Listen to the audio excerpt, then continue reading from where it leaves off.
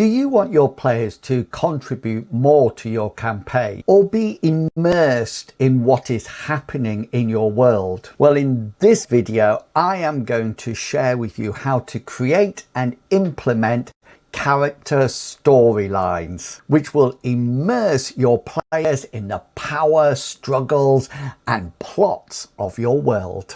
And don't forget to stay tuned right to the end, because I'm going to share with you a ready-made concept that you can instantly implement into your campaign. Okay then, let's get on with it. So the first step in creating storylines for your players' characters is to talk to your players. It's important that you have this discussion individually and get to know the characters' goals or aims in the campaign. As well as getting to know their characters' desires, it's also worth discussing how the character will achieve those aims. Or put it another way, how low and illegal are they prepared to go? The goals can be anything at all. So it might be that they want to learn a new combat style or a new combat trait. Or it could be something a lot more personal, like trying to find their missing sister. Having this discussion with the players is really important, and they should be able to give you 2 to 3 ideas about what they would like to pursue in their individual storylines. Listen to them rather than directing, because you need to have a good understanding of what their characters' goals are in order to implement the next stage. Because in the next stage, we get to the fun bit. So the next stage, you need to create possible options. In this stage, you need to start considering the goals and the different ways that they can be achieved.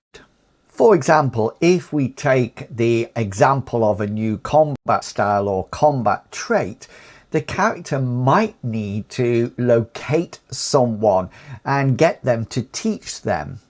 They might have to persuade them to share their secrets with them. Or they might spend long hours researching in a library to find the location of that trainer. Or they could actually pay somebody else to do this for them.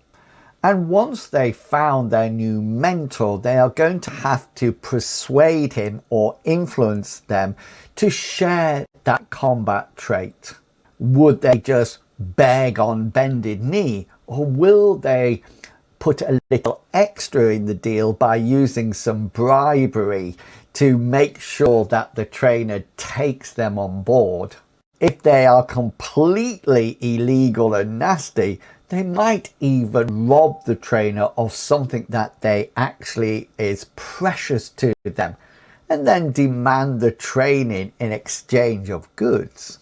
They might spend a huge amount of time roaming the streets asking people whether or not they have seen their sister to gain important clues of her whereabouts. Or they might just pay somebody else to do it. And of course, if that's the situation, where are they getting that money from? It might be that they have to infiltrate the local thieves guild or merchant guild to get information, or even to get the money. Once you have thought about how the character could achieve their aims, it's time to get them into your game. So step 3 is implementing the storylines into the campaign. This is when the dice rolls come into existence. How are you as the GM going to implement the character's storylines into the everyday running of your campaign? And while you're thinking about that, it's important to know who or what might oppose them. So what sort of skills can we use, and what sort of actions would be possible? Well, these can actually be linked to your current campaign storyline, or they will make a whole story arc themselves. good starting point is to think of the skill roles that might be involved in the storyline and what possible actions the characters will be able to take. It is also really important to consider who or what might be opposing those roles or working against the character's goals. When you have all this information, and don't forget to check out the free storyline that's coming at the end of this video, you can start to think about where these storylines are going to live in your campaign. Are they going to run alongside your main story arc in your campaign, or will they be a whole story arc themselves? They even might become small adventures that you can run one-on-one with a player.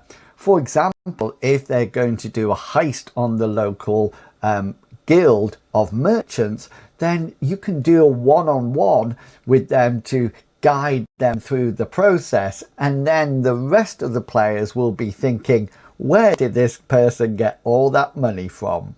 Or you might run several more minor storylines all at the same time within one session. So each player is actually being involved in their own little storyline. More about this in a future video when I look at ways to successfully split the party up. With all this additional information given to the players, they will definitely have something to think about in between sessions. For example, with the sister who needs to be searched for and found, maybe she has hidden herself and opposed roles will need to be rolled in order to discover her.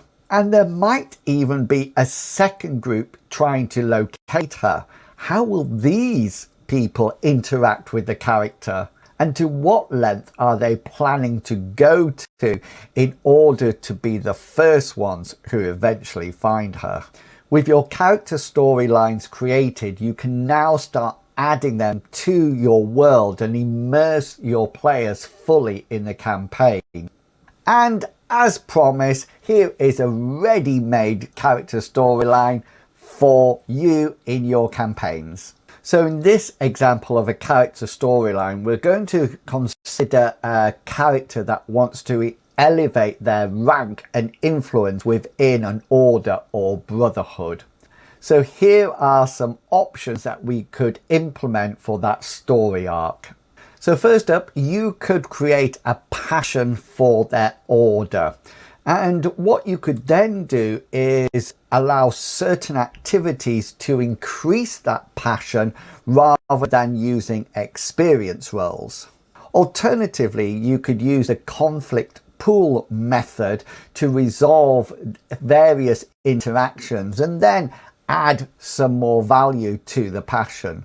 So what would these possible options be? So the first option that they could do is study in the library in their downtime.